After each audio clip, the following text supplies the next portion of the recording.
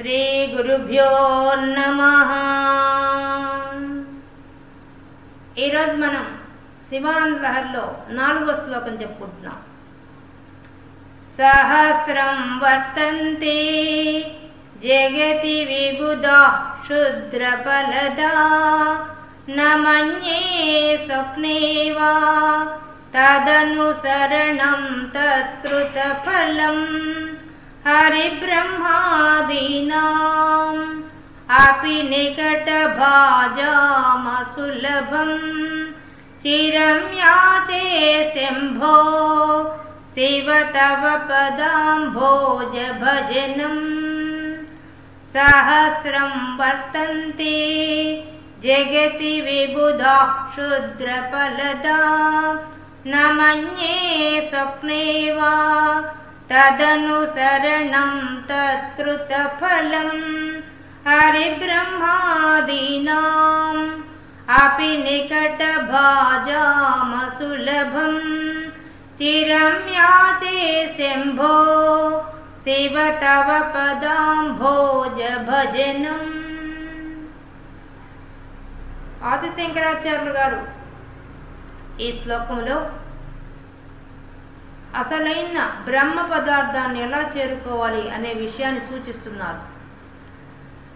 మొదట చెప్తున్న విషయం జగతి, ఈ జగత్తునంతా, ఈ విశ్వంలో విబుధాహ దేవతా సమూహం అంతా కూడా ఎంతమన్నారు? సహస్రం వర్తంతే, వేల కొద్ది దేవతా సమూహం అంతా ఉంది.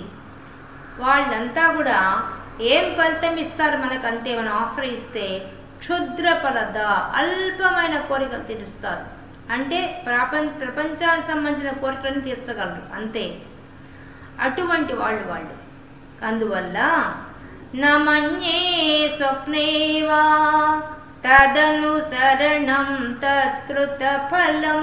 తత్కృత ఫలం వాళ్ళు ఇచ్చేటువంటి ఫలితాలు, వాళ్ళ ద్వారా మనకు వచ్చే ఫలితాలని తదనుసరణం, వాళ్ళని అనుసరిస్తే మనకు వచ్చే ఫలితాలని నమన్యే స్వప్నేవా, నేను కళలో కూడా దాని తలవను. వాళ్ళు ఎన్నో కోరికలు తీర్చవచ్చు, ఎంతో ఫలితం ఇవ్వవచ్చు, కానీ నేను మాత్రము వాళ్ళని అనుసరించను, అది కూడా నా కళలో కూడా అనుసరించను అని చెప్తున్నాడు. హరి బ్రహ్మాదీనాం, హరి ఆ బ్రహ్మదేవుడు, హరి విష్ణువు, బ్రహ్మ ఆదీనాం, బ్రహ్మ మొదలైన దేవతా సమూహం అంతా కూడా అపి కూడా, వాళ్ళు కూడా నికట భాజాం అసులభం. నికట భాజాం, ఓ శివ, నిన్ను ఆశ్రయించడానికి కోసంగా నీ ముందు వచ్చి నిలబడున్నారు వాళ్ళు. అది కూడా కష్టసాధ్యంగా వచ్చి నీ అనుగ్రహం పొందాలంటే అది కష్టసాధ్యమే. అటువంటి కష్టసాధ్యాన్ని సాధించుకోవడం కోసము ఆ బ్రహ్మాది దేవతలే వచ్చి నీ ముందు నిలబడి ఉన్నారయ్యా. చిరం యాచే శంభో శివ తవ పదాంభోజ భజనం.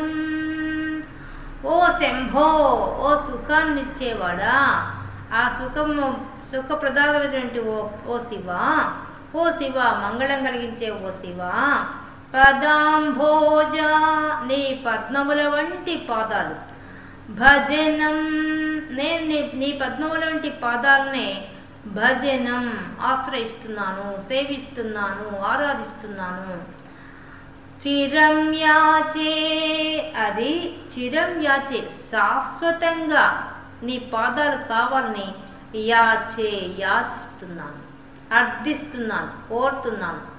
ఓ స్వామి, ఎంతోమంది దేవతలు ఉండొచ్చు, ఆ దేవతలంతా ఎన్నో కోరికలు తీర్చవచ్చు, కానీ నేను మాత్రం ఆ బ్రహ్మాది దేవతలే వచ్చి నీ ముందు నీకోసంగా పడిగాపుడు కాస్తున్నారు కాబట్టి అటువంటి నీ పాదపద్మాలనే నేను ఆశ్రయిస్తున్నాను, అంతే తప్ప ఆ దేవతలందరినీ నేను ఆశ్రయించను అనే విషయాన్ని చెప్తున్నారు ఆదిశంకరాచార్య గారు.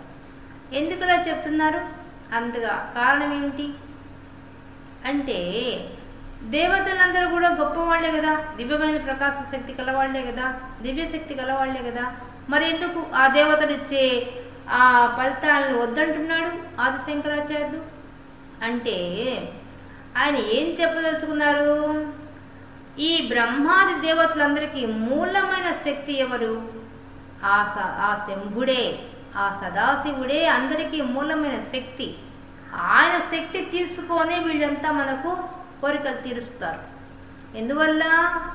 మూల విరాట్ ఒక్క నేను అనేకమవుదామని చెప్పి ఆ పరమాత్మ అనేక రూపాలు పొందాడు. పొందినప్పుడు ఒక్కడిగా ఉన్న ఆయన శక్తే ఇంతమంది దేవతల్లోకి వచ్చింది.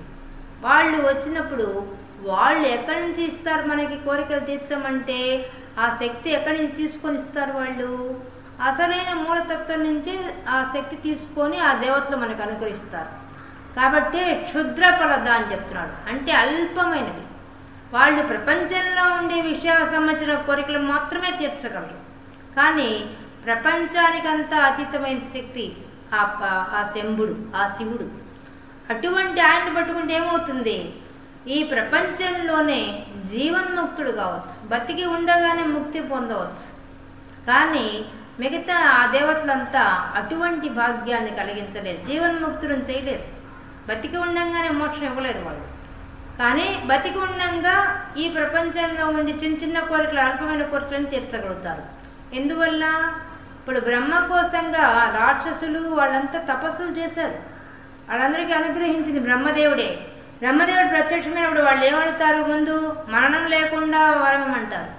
అది సాధ్యం కాదు, ఇంకేదైనా కోరుకోమంటే ఆ మరణానికి ఈక్వల్గా ఉండేవి అడుగుతారు. వాళ్ళు అడిగినా కూడా ఒప్పుకుంటాడు కానీ అనుగ్రహించాడు. అంటే ఆయన అనుగ్రహిస్తాడు, అల్పమైన కదా, అల్పమైన కోరికే కదా అని ఇస్తాడు. కానీ దాంట్లో వాడు ఎంత ట్విస్టులు పెట్టినా ఆ రాక్షసులు దాన్ని కూడా ఛేదించే శక్తి ఆ పరమాత్మకు ఉంది. అందుకని ఆయన చేసేస్తాడు. ఇప్పుడు హిరణ్యాక్షుడు, హిరణ్యకశిపుడు వాళ్ళంతా, హిరణ్యకశిపుడితే మరీ ఘోరం. పగలు కాదు, రాత్రి కాదు, సంధ్య వేళ కాదు, ఆయుధం కాదు, వాటన్నిటి మీద మరణించాలని చెప్పి ఎంత పెద్ద కోరిక, ఎంత పెద్ద లిస్ట్ ఇచ్చాడు. అట్లాంటివన్నీ కోరికలు కోరారు. కోరితే కూడా ఒప్పుకున్నాడు. ఎందుకు? బ్రహ్మదేవుడు తన పైనుండే ఆ పరబ్రహ్మకు అన్ని శక్తులు ఉన్నాయి కాబట్టి, ఆయన ఏ శక్తితో రూపంలో వచ్చి సంహరించగలడు కాబట్టి ఆ నమ్మకంతోనే ఆ వరం ఇస్తాడు బ్రహ్మదేవుడు. కాబట్టి చెప్తున్నాడు ఇక్కడ, అది చెప్పడం ఈయన. అందరూ దేవతలు, బ్రహ్మాది దేవతలు కూడా మాకు అల్పమైన కోరికలు తీరుస్తారు. అల్పమైన కోరికలు అంటే ఏంది? భూమి మీద ఉండే కోరికలు, సంపదలు కావాలా? ఇస్తానురా. లేదు మాకు ఆరోగ్యం కావాలి, ఇస్తానురా అని వాళ్ళని ఉపాసన చేసుకుంటే మనకు ఆ ఫలితాలు ఇస్తారు. ఏదో ఒకటి, ఈ పెళ్లి కావాలి, లేకపోతే ఈ ఉద్యోగం రావాలి, వీటికి ఇన్నిసార్లు ప్రదర్శన చేస్తే ఈ కోరిక తీరుతుంది ఈ గుళ్ళో అని చెప్పే దేవతలు ఎక్కువ ఉన్నారు. అందులో వాళ్ళు ఎంత సహస్రం, వేల కొద్దీ ఉన్నారు ఆ దేవత. మనం పాము పుట్ట దగ్గర నుంచి మనకు అందరు దేవతలే. దేవతలు కాని వాళ్ళు ఎవరున్నారు? చెట్టు పుట్ట అందరు దేవతలే. వాళ్ళందరి దగ్గర మిమ్మల్ని అడిగితే కోరికలు తీరుస్తారు. ఎంతవరకు తీర్చగలుగుతారు? ఈ భూమి మీద నీకు ఏమేమి కోరికలు కావాలో అది తీరుస్తారు. అంతే తప్ప వాళ్ళు మోక్షాన్ని ఇవ్వలేరు. ఇంకా జన్మ లేకుండా చేయడం మాత్రం వాళ్ళ తరం కాదు. అప్పుడు మళ్ళీ వాళ్ళు వెనక్కి తిరిగి ఆ శివుణ్ణి అడగండి అని చెప్తారు. ఇప్పుడు ఎట్టయితే ఒక ట్యాంకులో నీళ్లు ఉన్నాయి, ఆ ట్యాంకులో ఉండే నీళ్లు కుళాయిల ద్వారా అన్నిటికి వస్తాయి. ట్యాంకులో నీళ్లు ఉన్నాయి కాబట్టి అన్ని కుళాయిల్లోంచి నీళ్లు వస్తాయి. ఆ కుళాయిలు లాంటి వాళ్ళే దేవతలంతా. అక్కడి నుంచి శక్తి తీసుకొని మనకిస్తారు. ఇప్పుడు మన ఇంట్లోనే ఒక పిల్లవాడు ఉన్నాడు, ఎవరన్నా అడుక్కునేవాడు వచ్చి భిక్షం అడిగాడు. ఆ పిల్లవాడు ఏం చేస్తాడు? తన బుజ్జి చేతులతో మన ఇంట్లో ఉండే బియ్యం తీసుకుపోయి వేస్తాడు. కానీ ఆ పిల్లవాడు ఆ బియ్యం ఎవరివి? అతని తండ్రివి, ఆ పిల్లవాడి తండ్రివి అవి. అతనికి ఏం అధికారం లేదు, కేవలం ఇంట్లో ఉంది వాడుకో అని చెప్తే వాడుకుంటూ తెచ్చిస్తాడు అంతే. అదే ఇంకో అతను వచ్చి ఈ ఇల్లు నాకు రాసి అంటే ఆ పిల్లవాడు ఇవ్వగలదా? అప్పుడు మా అమ్మని నాన్నని అడగండి అని చెప్తాడు. అంతే కదా. అట్లే ఈ దేవతలంతా ఎంతవరకు ఇవ్వగలరు? ఆ పసిపిల్లవాడిలాగా అక్కడ ఇంట్లో ఉండే బియ్యం తెచ్చి ఇచ్చినట్టుగా ఇస్తారు అంతే. ఆ దేవుని శక్తి తీసుకొని వాళ్ళు ఇస్తుంటారు మనకి. కానీ వాళ్ళు అసలైన మన సొంత ఇల్లు ఏది? ఆ పరమాత్మను చేరుకోవడం, అది ఇమ్మంటే ఇవ్వలేరు. మేము అక్కడ చేరుకోవాలా, మాకు ఆ భాగ్యాన్ని కలిగించండి, మోక్షం ఇవ్వండి అంటే వాళ్ళు ఇవ్వలేదు. ఎందువల్ల? వాళ్ళు కాలగతిలో వాళ్ళు కాలానికి లొంగిపోయిన వాళ్ళు దేవతలంతా. వాళ్ళకు కూడా కాల పరిమితి ఉంది. మనకే విధంగా ఇది పుట్టడం చావడం అనే ఒక టైం ఉందో, అలాగే మనం ఒక టైంలో పుట్టామంటే ఒక టైంలో మరణించక తప్పదు మనం. అలా మనకు నిర్ణయించబడింది. అలాగే ఈ కాలానికి అనుగుణంగానే దేవతలు కూడా ఉన్నారు. బ్రహ్మకు కూడా ఆయన బ్రహ్మకాలం కూడా జరిగిపోతుంది. మళ్ళీ మనకు అంతా వస్తుంది. బ్రహ్మదేవుడి గురించి ఈ శ్లోకాల్లో అద్భుతంగా కాలం గురించి చాలా బాగా చెప్తారు శివాంధ్రాలలో. ఇప్పుడు మనం బ్రహ్మదేవుని యొక్క ఆయుష్లో ద్వితీయ పరార్ధే శ్వేతవరాహ కల్పే వైవస్త్ర మన్వంతరే కలియుగే ప్రథమపాదే జంబూద్వీపే భర్తవర్షే భర్తఖండే అని రోజు మనం మంత్రం చెప్పుకుంటున్నాం సంకల్పంలో. ఎవరి గురించి చెప్పుకుంటున్నాం? ద్వితీయ పదార్థే, ఆ బ్రహ్మదేవుని యొక్క ఆయుష్లో రెండవ సగం అంటే 50 ఏళ్ళ ఆయుష్ అయిపోయింది దానికి. ఆయనకి 51వ సంవత్సరం జరుగుతోంది ఇప్పుడు ద్వితీయ పదార్థం. దాంట్లో ఉన్నాం మనం, రెండో హాఫ్లో ఉన్నాం. అందుకే ద్వితీయ అని చెప్తున్నారు. అంటే 51 ఏళ్ళు జరుగుతోంది ఇప్పుడు. బ్రహ్మకు ఆయుష్ ఉంది అంటే ఆయుష్ తీరంగానే ఆ శివుడు తనలో కలిపేసుకుంటాడు విశ్వాన్నంతా, ఆ బ్రహ్మదేవుడితో సహా తనలో కలుపుకుంటాడు. అలాంటప్పుడు వాళ్ళకే ఆయుష్ లేనప్పుడు, వాళ్ళకే కాల పరిమాణంలో నియమించుకోకపోతే, పరిమితిగా ఉంటే వాళ్ళని మనకు ఏమిస్తారు? మనకు ఆయుష్ అంటే ఇవ్వగలరా? లేకపోతే మనకు అస్సలు జన్మే లేకుండా చేయగలరా? మోక్షం ఏమంటే ఇవ్వగలరా? ఏమి ఇవ్వగలరు? జీవన్ముక్తులు చేయగలరా? ఏది చేయలేరు. ఎందుకు? వాళ్ళే కాలానికి లొంగిపోయినారు. వాళ్ళు సర్టన్ లిమిట్స్లో ఉండే కోరికలు మాత్రమే తీర్చగలుగుతారు, అసలైన కోరిక తీర్చలేదు. కాబట్టి ఆ విషయం చెప్తున్నారు ఆది శంకరాచార్యులు. కాబట్టి నేను అటువంటి దేవతల దగ్గరికి పోను, అసలు వాళ్ళని అనుసరించను, వాళ్ళని ఉపాసన చేయను, వాళ్ళకి ఏమి చేయను నేను అసలు. అందుకని చెప్తున్నాడు ఆయన భూమి మీద ఉండే కోరికలు ఆయనకు అవసరం లేదుగా. ఆయనకు అవసరం లేదు. ఆయనకు కావాల్సింది మోక్షం కావాల్సిన వాడి ప్రపంచంలో విషయాలు ఎందుకు? ప్రపంచంలో కావాల్సింటే పెళ్లి కావాలా, కాచాయని వ్రతం చేసుకో, ఉద్యోగం రావాలా, ఈ స్తోత్రం చదువుకో, ఆరోగ్యం కావాలా, ఆదుర్యం చదువుకో అని మనం ఒక్కోదానికి ఒకటి ఇస్తాం. ఒక్కో దేవుణ్ణి ఒక ఉపాసన మనం ఇస్తాం. అలా ఉన్నాయి లోకంలో. అటువంటి వాటిని నేను కోరుకోవడం లేదు, నాకు అవసరం లేదు. ఎందుకు అవసరం లేదు? నాకు మోక్షం కావాలి. అది శంకరాచార్యుడు చెప్తున్న విషయం. అది కావాలి మనకి. నాకు అది ముఖ్యం. కానీ ఈ లోకంలో ఉండే కోరికలతో నాకు పని లేదు, కాబట్టి నాకు అవసరం లేదు. నేను వాళ్ళని అనుసరించను, వాళ్ళని ఉపాసన చేయను, వాళ్ళ కోసంగా వాళ్ళ తీర్థయాత్రలు చేయను, వాళ్ళ గుళ్ళు తిరగను, ఏమీ చేయను. నేను ఏమీ కోరను. వాళ్ళని గుళ్ళు తిరుగుతాడు, దండం పెడతాడు అంతే. వాళ్ళ మాత్రం ఏమీ కోరను.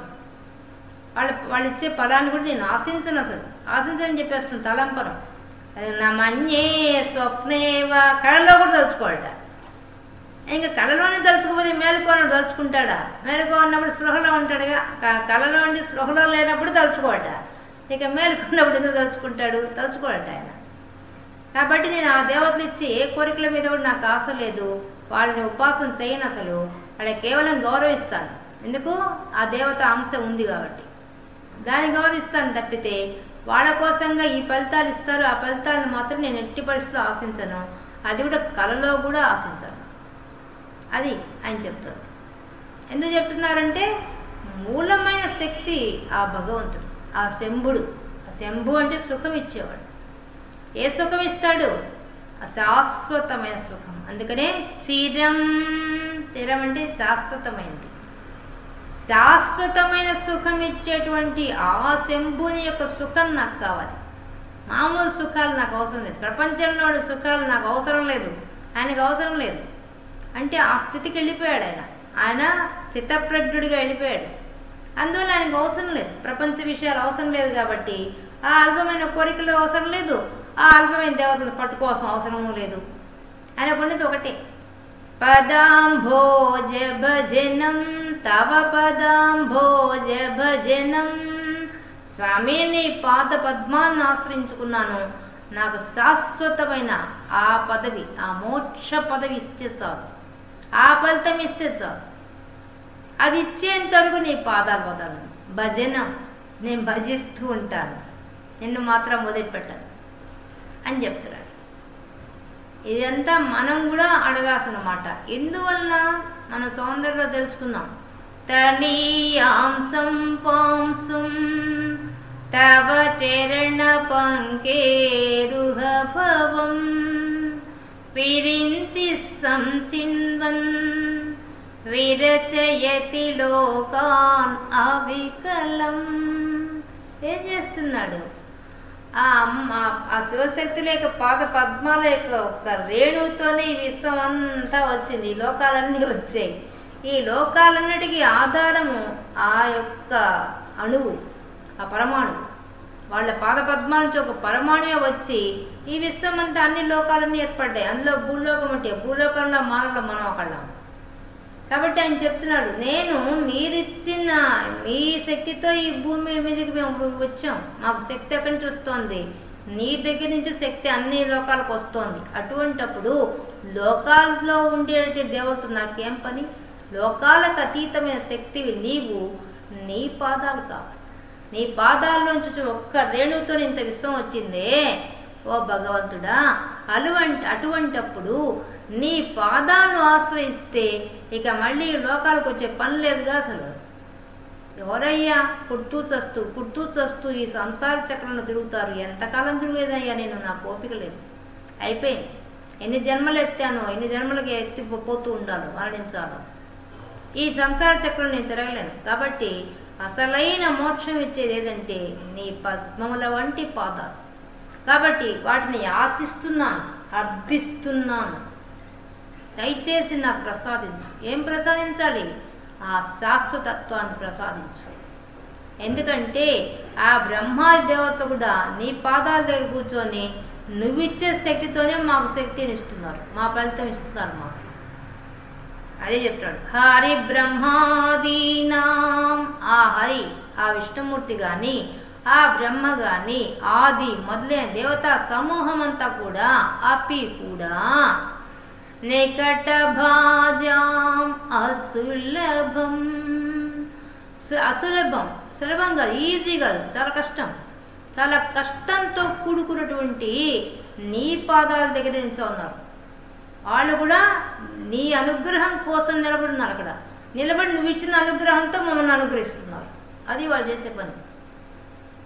అటువంటప్పుడు వాళ్ళని ఎందుకు కోరుకుంటానయ్యా నేను? వాళ్ళని ఎందుకు ఉపాసన చేస్తానయ్యా? వాళ్ళ అల్పమైన కోరికలు నేను ఎందుకు కోరుకుంటానయ్యా? నాకు కావాల్సింది టాప్ మోస్ట్ కోరిక, అదే అసలైన ఫైనల్ కోరిక అదే. కాబట్టి ఆ కోరిక తెచ్చాలి. ఆ కోరిక తెచ్చే శక్తి వీళ్ళకి లేదు, నీకు ఒక్కడికే ఉంది. అందుకే చెప్తున్నాడు, శంభో సుఖాన్ని ఇవ్వగలవు. ఈ ప్రపంచ విషయాలు సుఖం ఉంది అనుకో మేము పరిగిస్తుంటాం, దాంట్లో సుఖం లేదు. అసలైన శాశ్వతమైన సుఖం ఏదంటే నీ పాదాల దగ్గరే ఉంటుంది. కాబట్టి శివ, ఓ మంగళం కలిగించే ఓ శివ, పదాంభోజ భజనం, నీ పద్మముల వంటి పాదాలను ఆశ్రయించుకొని నేను కోరుతున్నాను, దయ ఉంచి నాకు ఈ భాగ్యాన్ని కలిగించు. ఏ భాగ్యాన్ని కలిగించాలి? నాకు మోక్షం కావాలి. అది జీవన్ముక్తుడిని కావాలి, బతికుండంగానే సాధించాలి. మరణించడం అవంతా వద్దు, నీలో కలిసిపోవాలి, నీ పాదాల్లోనే కలిసిపోవాలి. అందుకని చిరం యాచే అది అంటున్నాడు, శాశ్వతమైన నీ పాత పద్మాల్లో నేను కలిసిపోవాలి. అది నేను కోరుకునేది. నీ పాత పద్మాల మీద ఒక పువ్వునే నిలబడాలి. అది నాకు కావాల్సింది, నా కోరిక అది. అంతే తప్ప మిగతా లోకాల్లో ఉండే దేవతలందరినీ గురించి వాళ్ళ గురించి ఉపాసన చేసి వాళ్ళ దగ్గర వచ్చే ప్రపంచ విషయాలకు సంబంధించిన కోరికలను మాత్రం నేను కోరను, వాళ్ళని అడగను, అది కళలో కూడా అడగను. ఇంకా మేలుకుంటే అసలు అడిగే కోసం అని చెప్తున్నారు ఆదిశంకరాచార్య. ఎంత గొప్పగా చెప్పాడు చూడండి, ఎంత గొప్పగా ఆలోచించాడు. మనమంతా ప్రపంచ విషయాలు కావాలని అడుగుతుంటాం పరమాత్మని. అందుకని చెప్తున్నాడు, ప్రపంచానికి ఇవ్వడానికి అందరు ఉన్నారుగా, ఇంతమంది దేవతలు ఉన్నారు, ఇన్నెందుకు అడగడం? ఇంతమంది దేవతలు రెడీగా ఉన్నారు మాకు. ఏ కోరికగా ఉంటే ఆ కోరిక తెలుసడానికి ఒక్కొక్కళ్ళని పట్టుకుంటే ఒక్కొక్క కోరిక తెలుస్తారు. కానీ నువ్వో మోక్షం ఇచ్చేస్తావు. కాబట్టి నువ్వు మోక్షం ఇచ్చేవాడివి కావాలి, కానీ ఈ అల్పమైన కోరికలు మాకెందుకయ్యా? అందులో కాలపరిమితి ఉండేవాడు ఆ బ్రహ్మదేవుడు కానీ ఆ విష్ణువు కానీ వాళ్ళందరికీ కాలపరిమితి ఉంది. అలాంటి వాళ్ళ దగ్గర నేను తీసుకుంటాను. నువ్వు శాశ్వతమైన వాడివి, నీ పాద పద్మాలు చేరుకోవడం నాకు కావాలి. కాబట్టి నీ పాద పద్మాలని ఆశ్రయిస్తాను, సేవిస్తాను, ఆరాధిస్తాను, మరియు ధ్యానిస్తాను, జపం చేస్తాను, అనుక్షణం నీ ధ్యాసలోనే ఉంటాను. నాకు మాత్రం నీ పాద పద్మాలు చేరే భాగ్యాన్ని కలిగించమని చెప్పి ప్రార్థిస్తున్నారు ఆదిశంకరాచార్యులు ఈ శ్లోకం ద్వారా. ఈరోజు మనం శివానంద లహరిలో 4వ శ్లోకాన్ని పూర్తి చేసుకున్నాం.